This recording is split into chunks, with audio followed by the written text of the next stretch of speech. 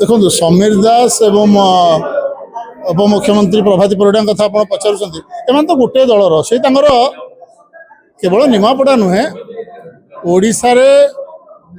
समस्त निर्वाचन मंडल रे जोटी भारतीय जनता पार्टी विधायक अच्छा जोटी बा ना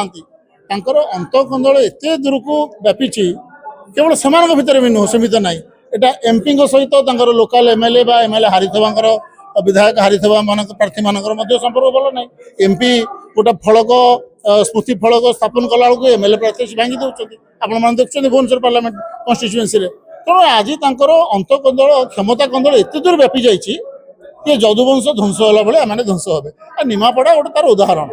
ये आगू आहरी आगू बढ़ बेसी बढ़ कहीं एपर्यंत उपमुख्यमंत्री से सत्साहस ना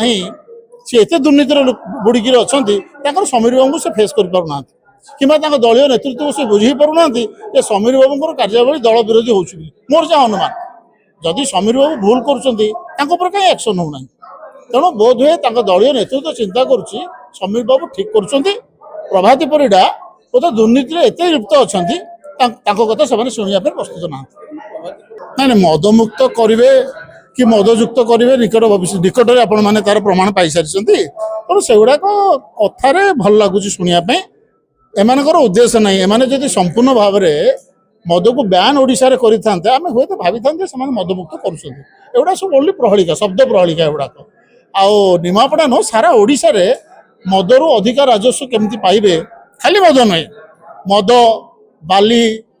मोरम मांकड़ा पत्थर जितेक लघुज शिल्प रहा आमर जो माइनिंग रहा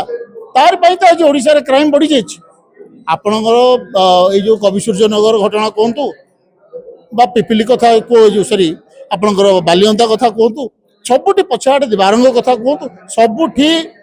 बाली मोरम एवं पत्थर संपृक्ति रोचे मो खोला खोली जो विधायक मैंने अच्छे खोला खोली भाव में बाली माफिया सहित जड़ित अच्छा निजे बाली डील घाट बंद चोरार बाली बिक्री हो किए कर चारिपट भुवनेश्वर चारिपट जाक से कार्य चलती तेणु एंटायर जो कहती कमल सारा रूम आज से अवस्था हो जाइए मोहन सरकार देखो आपण मैंने आमठू अधिक जानी जेहेतु गणमाध्यम प्रतिनिधि सबुठ जीवार अधिकार आपंकर आग अच्छी तेणु आपण मैंने बेस अनुभव कर तालमेल विहीन सरकार टी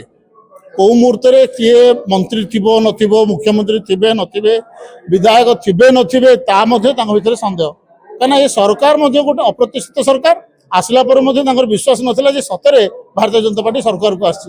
उच्छ्वसित हो आम सरकार को आसिलु आज पर्यंत आपड़ देखिए